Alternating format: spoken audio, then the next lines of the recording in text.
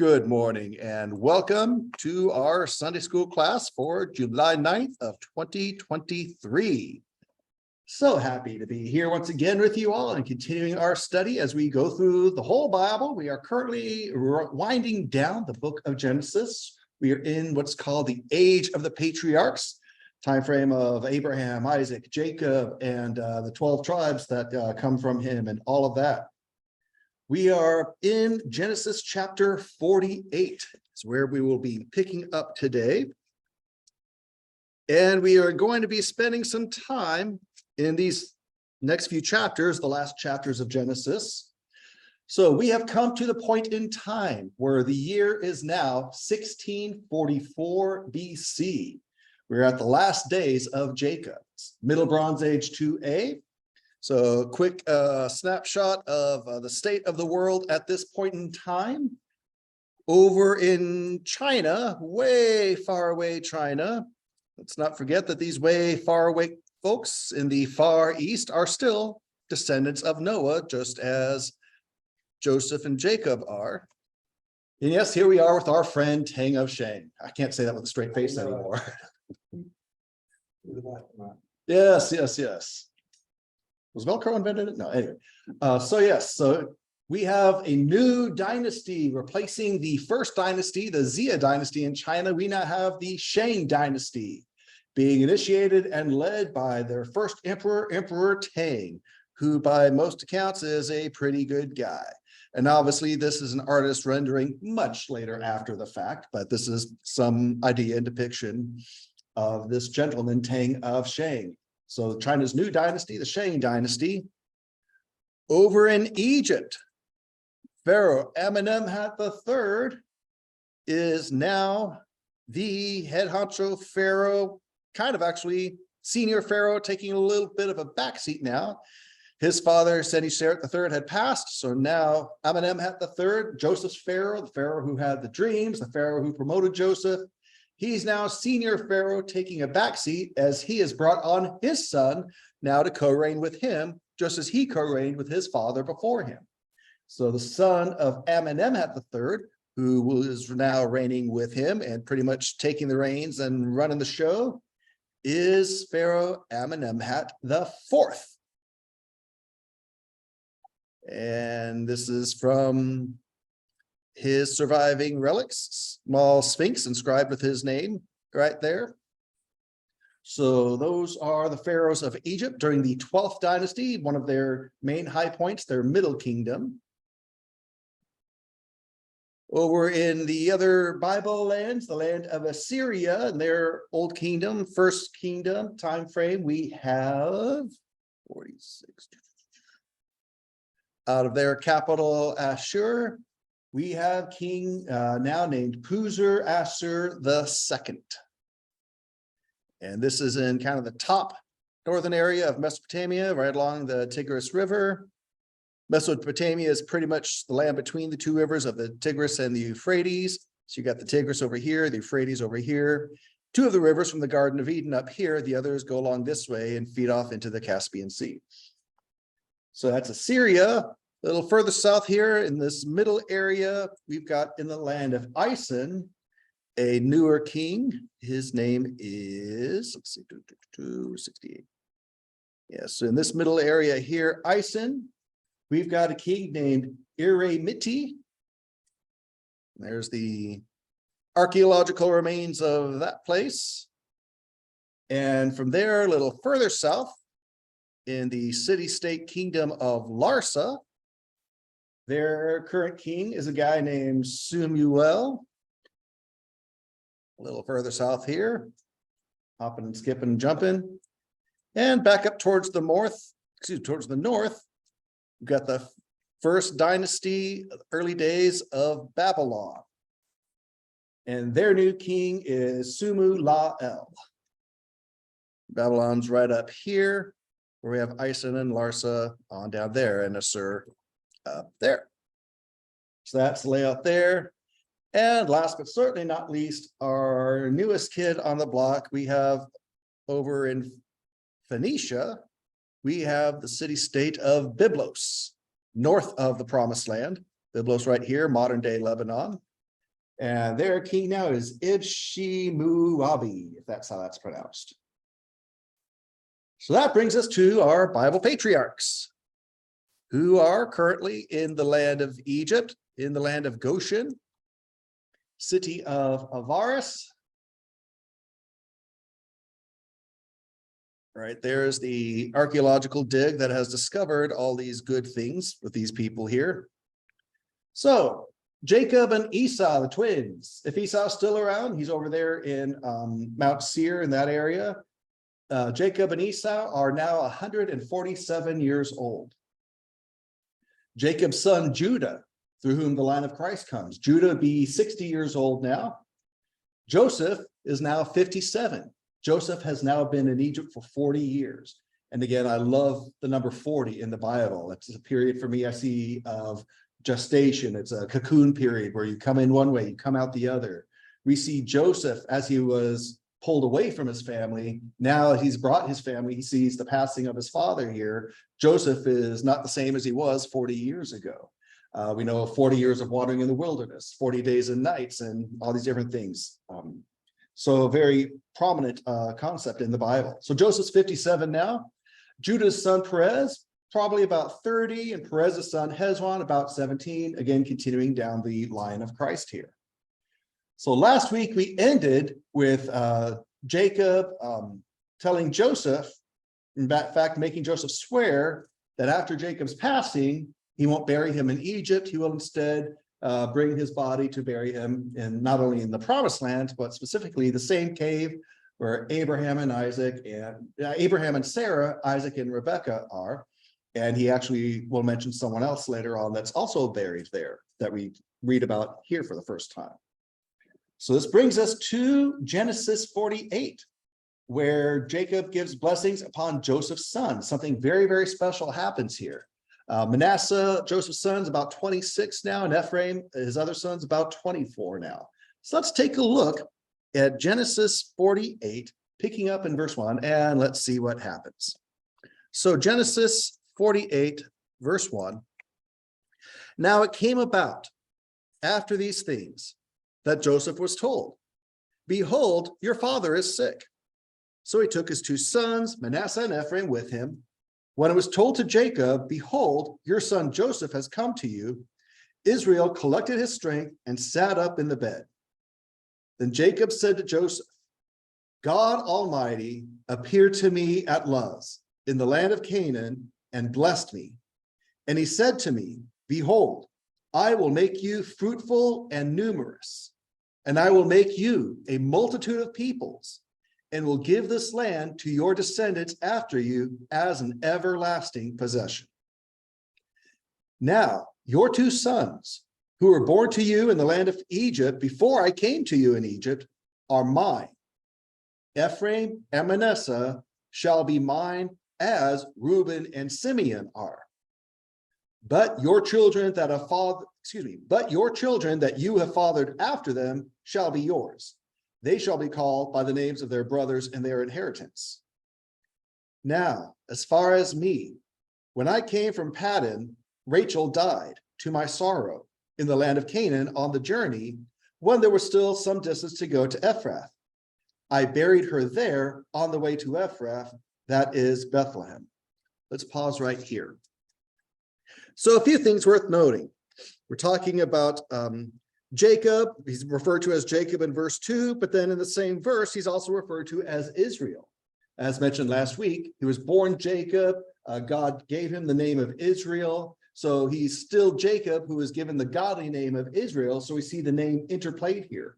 Kind of a rare thing in his case, as mentioned last week. Oftentimes, most times, when God changes the name, boom, there it is. Abram becomes Abraham and is never again referred to as Abram, as one example.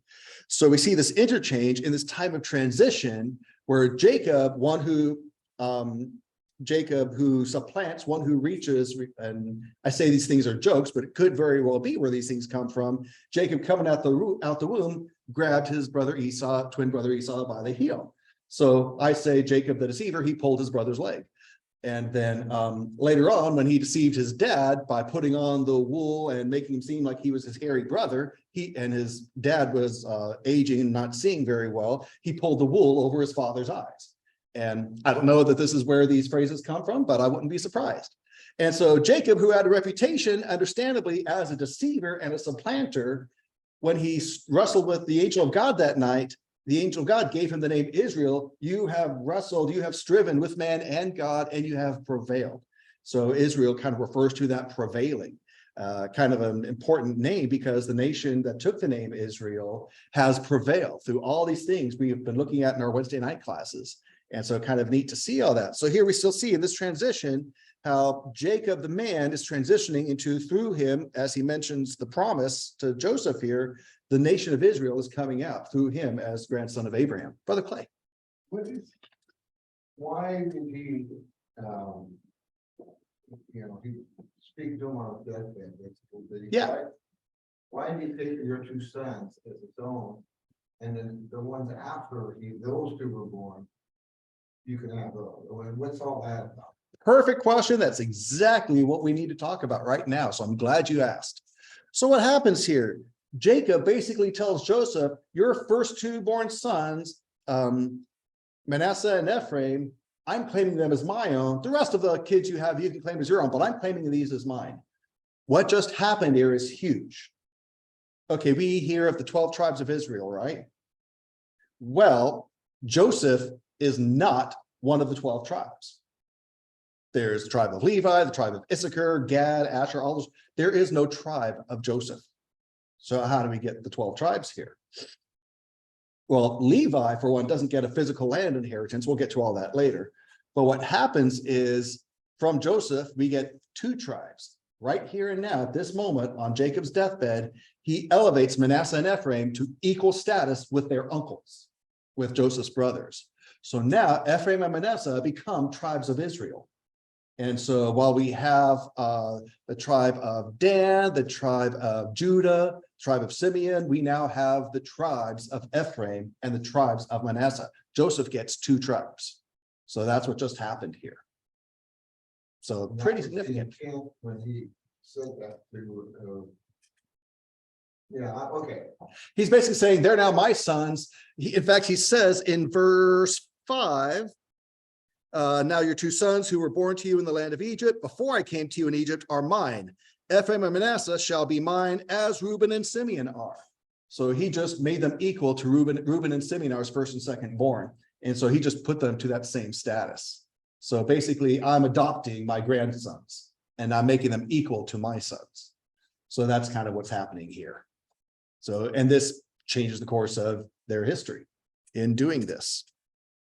And then what happens next changes it also. So then he tells them in verse 6, your other children after this, those are yours, but I'm equating these as mine. Then he mentions how on his journeys, his sojourns, his travels down here, how Joseph's mom, Rachel, died, giving birth to Benjamin on the way, and she was buried, there on the way to Bethlehem. And then he's going to pick up here with Joseph here in verse 8. Verse 8, when Israel saw Joseph's sons, he said, who are these? And Joseph said to his father, they are my sons, whom God has given me here. So he said, bring them to me, please, so that I may bless them. Now the eyes of Israel were so dim from age that he could not see. And Joseph brought them close to him, and he kissed them and embraced them. And Israel said to Joseph, I never expected to see your face.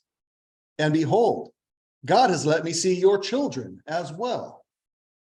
Then Joseph took them from his knees and bowed with his face to the ground. And Joseph took them both, Ephraim with his right hand toward Israel's left, and Manasseh with his left hand toward Israel's right, and brought them close to him. Pause just right there. So Israel, Jacob, his eyes are dim. He sees, as he's already been talking about Ephraim and Manasseh, he looks and sees, and who are these? These are them, brings them forward. Joseph bows and he presents them to Jacob for this blessing, and he puts Manasseh at the right hand and Ephraim at the left hand, Manasseh being the firstborn. So far, so good, right? Now, the fact that here is Jacob not seeing very well, about to give a blessing. Remember what happened with Jacob and his twin brother when their dad Isaac was on his bed. Of course, he lived like 40 years after this.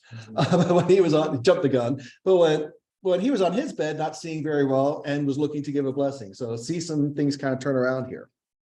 So let's pick up in verse 14. Let's read 13 again. Joseph took them both, Ephraim with his right hand toward Israel's left, Manasseh with his left hand toward Israel's right, brought them close to him. Verse 14. But Israel reached out his right hand and placed it on the head of Ephraim, who was the younger, and his left hand on Manasseh's head, crossing his hands, although Manasseh was the firstborn.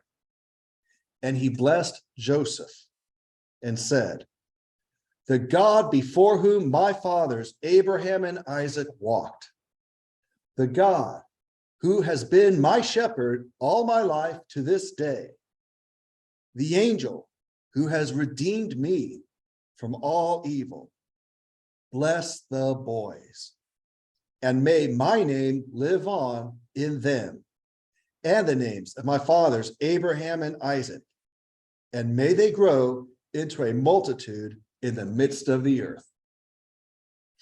Beautiful prayer. What could go wrong? Well, verse 17, when Joseph saw that his father placed his right hand on Ephraim's head, it displeased him, and he grasped his father's hand to move it from Ephraim's head to Manasseh's head. And Joseph said to his father, not so, my father, for this one is the firstborn. Place your right hand on his head. Pause right here. You ever feel like you have to correct your parents? You ever feel like, okay, y'all are getting old in age here. Let me help you. You're messing this up. Let me correct you. Let me fix you. Oh, Dad, you're messing it up. That's kind of where Joseph's at right here. Oh gosh, and this is serious. You're bestowing blessings. No, let me fix this. Let me make this right. Well, words of wisdom from the old guy here. Verse 19. His father refused and said, I know, my son, I know. He also will become a people, and he also will be great. However, his younger brother shall be greater than he, and his descendants shall become a multitude of nations. So he blessed them that day, saying, by you, Israel will pronounce blessing, saying, may God make you like Ephraim and Manasseh. And so he put Ephraim before Manasseh. Then Israel said to Joseph, behold, I am about to die, but God will be with you and bring you back to the land of your fathers. And I give you one portion more than your brothers, which I took from the hand of the Amorite with my sword and my bow. So we'll stop there at the end of the chapter. So not only deja vu do we have an old guy who can't see giving blessings from his bed, but we also see the blessings going to quote unquote the wrong kid, the younger instead of the older. And so here's kind of a replay of that. Now with Jacob, instead of being the younger one receiving the blessings, now he's the old man bestowing the blessings on the younger one first. Why? Because from the words of Jacob, he's not old and senile. He knows what he's doing. This is what God has revealed to him. And he is prophesying about their future as God has made it known to him. And in fact, it is the tribe of Manasseh that actually gets split in half when they go to settle the promised land. So the Jordan River is kind of a dividing line. The line they cross the Jordan River, then battle Jericho and all that. Well, 2.5 tribes settle on the original side of the Jordan, not crossing the Jordan like the others. They go across the Jordan to help them fight their battles, but then they settle back on the other side of the Jordan. The tribe of Manasseh is split in half. Half of them settle on the one side of the Jordan. The other half come with the rest of the tribes and settle on the new side of the Jordan in the promised land. So that's what happens with Manasseh. Ephraim becomes the tribe when they get all their portions of the land. Ephraim becomes the tribe where the capital ends up being. The Samaria, capital of the nation of Israel, is in the territory of Ephraim. Ephraim becomes the most lifted up of those 10 tribes in the north, while you have Judah in the south of Jerusalem. So those things happen. Those things play out just as Jacob prophesied here. And we'll get to more prophecies in the next chapter with the rest of the sons. What's interesting here about verse 22, where he's saying, I'm giving you one more portion. So Joseph, through his sons, has 2 portions, where the other sons have 1. I'm giving you 2 portions of the land, which I took from the hand of the Amorite with my sword and my bow. We have no record earlier in Genesis of him specifically being in battle and taking this land, but he's referring to something that happened. So that's one of the things that's cool. When you read the whole Bible, you get more of the context of different things that happened over the course of time.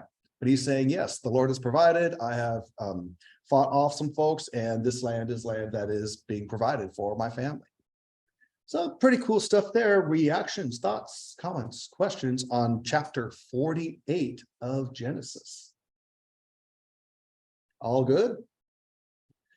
And we move on up to the second to the last chapter of the whole book, chapter 49. He brings in all his youngins, and boy, does he have some things to say to them. And does prophecy fall out and into place? Absolutely. So here we go. Genesis 49. Then Jacob summoned his sons and said, assemble yourselves, so that I may tell you what will happen to you in the days to come. Gather together and listen, sons of Jacob. Yes, listen to Israel, your father. I'm going to pause right here. And he starts to go down the list. What I am not going to do for the purposes of the Sunday school class is I'm not going to take each tribe and then run through everything that happens in their history that fulfills these prophecies that Jacob gives here. I may have some comments here or there on them, but on the whole, I'm going to let this stand and we'll see it play out as we go through our Sunday school class. But there is a great study that has been done and can be done on the fulfillment of all these prophecies of Jacob here for the tribes. But let's just take a look and at mostly at face value, go through here, get ourselves familiar with this. So verse 3 of Genesis 49, Jacob prophesies to his firstborn son, Reuben, you are my firstborn, my might, and the beginning of my strength, preeminent in dignity, preeminent in power, uncontrollable as water. You shall not have preeminence, because you went up to your father's bed, then you defiled it. He went up to my couch. Pause right there. So if we recall earlier in Genesis, we are told of the minor incident where Reuben, so remember Jacob had Rachel, Rachel's sister Leah, and then each of their handmaids, Zilpah and Bilhah. Well, Reuben, Jacob's firstborn, goes and sleeps with one of those maidservants, one of Jacob's 4 wives. Not cool. So he basically disqualified himself from firstborn privileges and all that with that. Because you went up to your father's bed, you defiled it, you went up to my couch. So Reuben got displaced here as in firstborn blessings. Verse 5, Simeon and Levi are brothers. Their swords are implements of violence. May my soul not enter into their counsel. May my glory not be united with their assembly. For in their anger they killed men, and in their self-will they lamed oxen. Cursed be their anger, for it is fierce, and their wrath, for it is cruel. I will scatter them in Jacob and disperse them among Israel. Simeon and Levi. Anyone remember offhand what those 2 brothers did? Morning. It has to do with their sister, Dinah. They went killed. Yeah, the whole town of Shechem, the king, the son, all of them. Yep. So dad says, not cool. And because you guys here in Genesis 49, verse 5 through 7, Jacob on his deathbed, giving these blessings and prophecies to his sons as they will become the 12 tribes.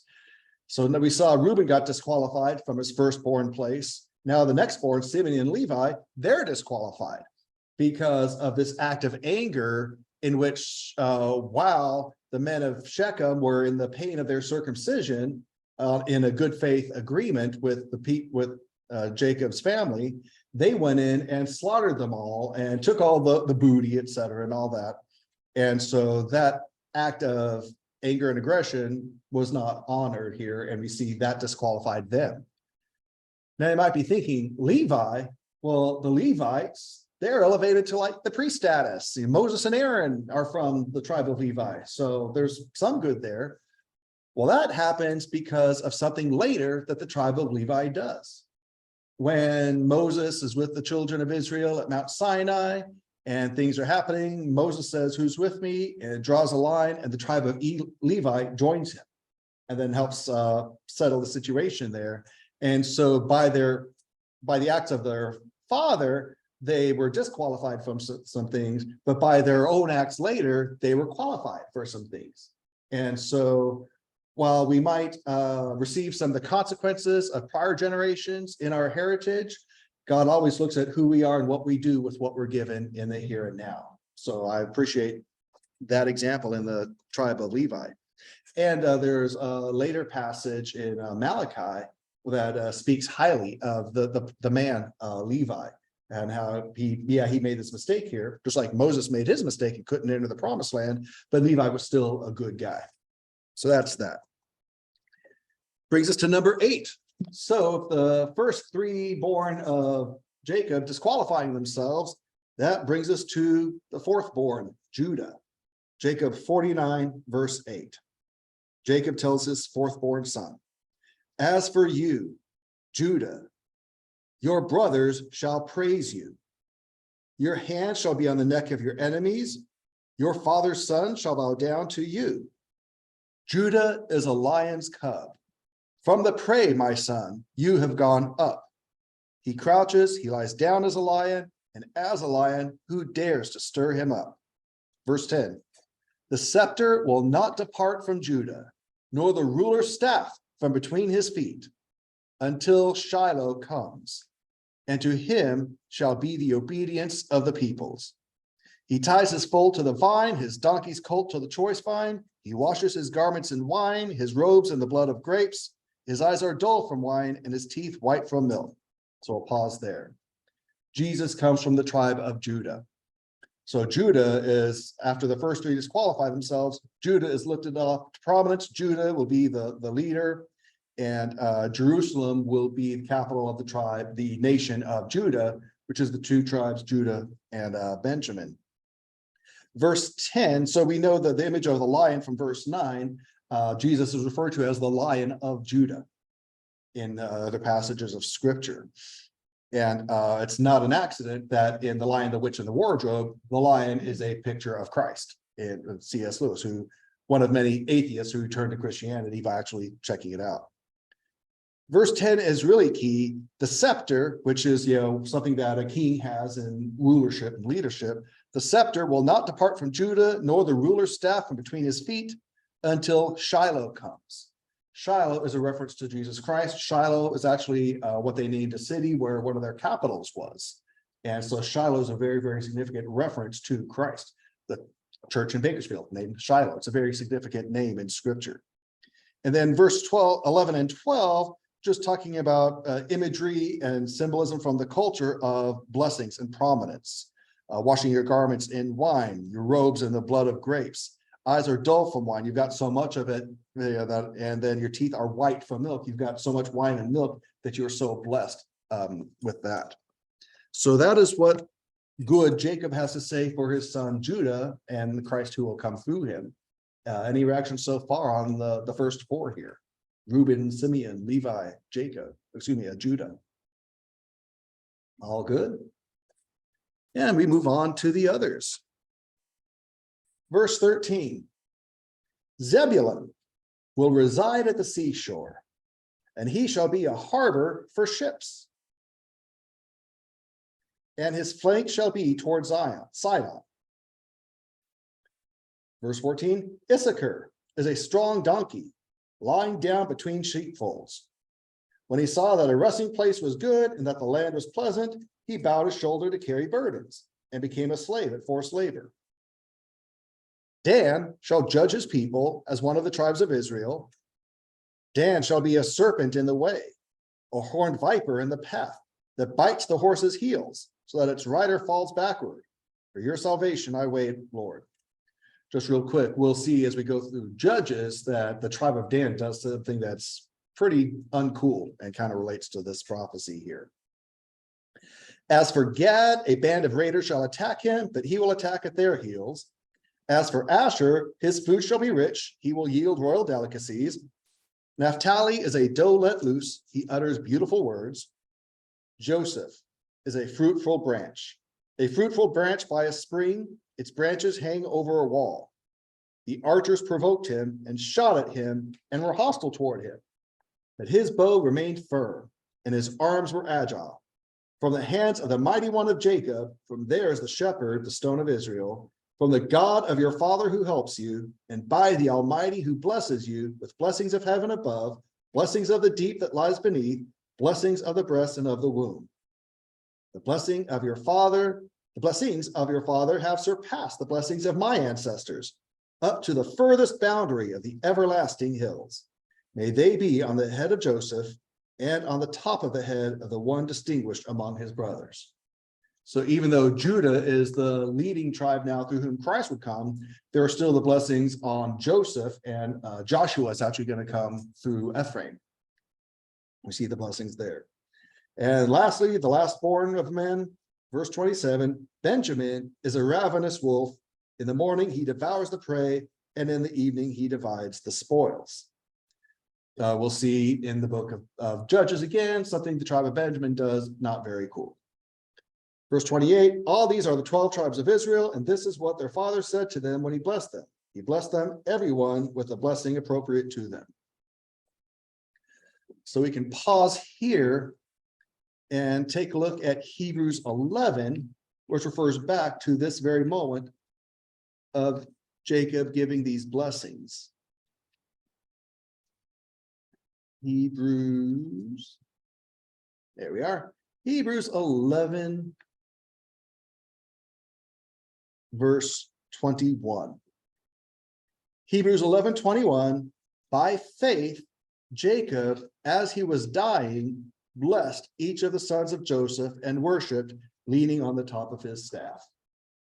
So in the context of this whole chapter, listing all these folks who lived lives of faith, not always receiving all the promises in their lifetime, here we see the continuation of the blessings of the faith being passed down.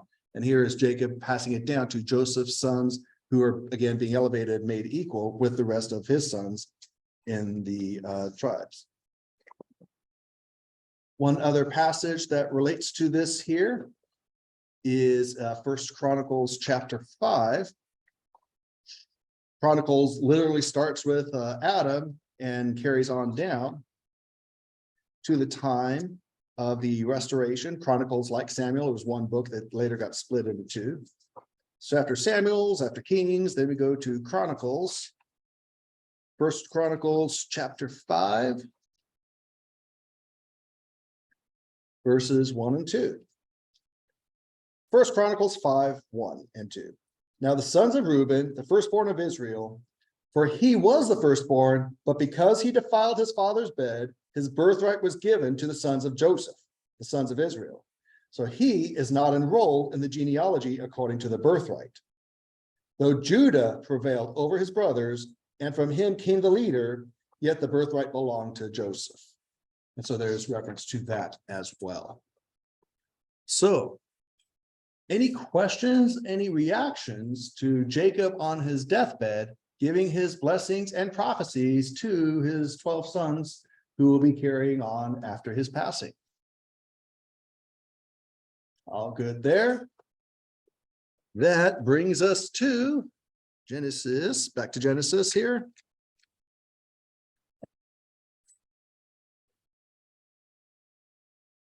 Genesis, let's see, let's go to verse let's see, pick up in verse 29 of Genesis 49. Genesis 49:29. Then he commanded them and said to them, I am about to be gathered to my people. Bury me with my fathers in the cave that is in the field of Ephraim the Hittite, in the cave that is in the field of Machpelah, which is opposite Mamre, in the land of Canaan, which Abraham bought along with the field from Ephraim the Hittite as a burial site. There they buried Abraham and his wife Sarah. There they buried Isaac and his wife Rebekah. And there I buried Leah. The field and the cave that is in it, purchased from the sons of Heth. When Jacob finished commanding his sons, he drew his feet into the bed and breathed his last and was gathered to his people. So another example, something we see, we're informed of here that we're not told about earlier, is that he buried Leah in the same cave. So, which is interesting because amongst other things, Leah, as we know, was not his first choice. Rachel was. And so Rachel died on the road and she was buried, where she died, where Leah, who would be the mother of these main tribes, Rachel was only the mother of two, Joseph and Benjamin. And then the servants, Zilpah and Bilhah, were mothers of others. Leah, the one who originally was not loved and favored, ended up being buried in the equal status along with Rebekah, along with Sarah, Abraham's wife, Isaac's wife. So appreciate her being given to that final place of prominence. And Jacob was basically saying, he didn't say bury me with Rachel, he said bury me with Leah. Bury me in that place, Leah, with my wife and with my father. So I appreciate that. And I think that sorry, it took a little while for him to come around. Doesn't undo everything maybe, but treated better in death than in life. I hope she was treated better before that happened, but yeah. So there's that. We can also see back in Hebrews 11, sorry, I could have had you keep a finger there. Some further reference to this stuff. Hebrews 11. Pick it up. Go back to verse 13. Yeah, again, referring to these folks in this time frame. Very, very important big picture statement here by the writer of Hebrews. Especially because this guy says he's a secondhand Christian. He didn't see Christ firsthand like the others did. He learned this from others. So for him to recognize and appreciate these things is pretty significant. Holy Spirit inspired, of course. Hebrews 11:13, all these died in faith without receiving the promises, but having seen and welcomed them from a distance, having confessed that they were strangers and exiles on the earth. For those who say such things, make it clear that they are seeking a country of their own. And indeed, if they had been thinking of that country which they left, they would have had opportunity to return. But as it is, they desire a better country, a heavenly one. Therefore, God is not ashamed to be called their God, for he has prepared a city for them. If this sounds familiar, I just preached out of it, but it's appropriate for this setting here. Israel, by the way, dying at 147 years old, is the last recorded to live past 140 years old. Job does live 140 years after the events of the book, but we're not told at what age he was when those events played out. So clearly Job lived more than 140 years, but we don't know how old Job was when he died 140 years after the events of the book. So, but again, we see that the lifespans are declining as we go. So any thoughts, reactions, comments, questions on the death of Israel here? All good there. So let's see, what do I want to end with for today? Let's see. Yep.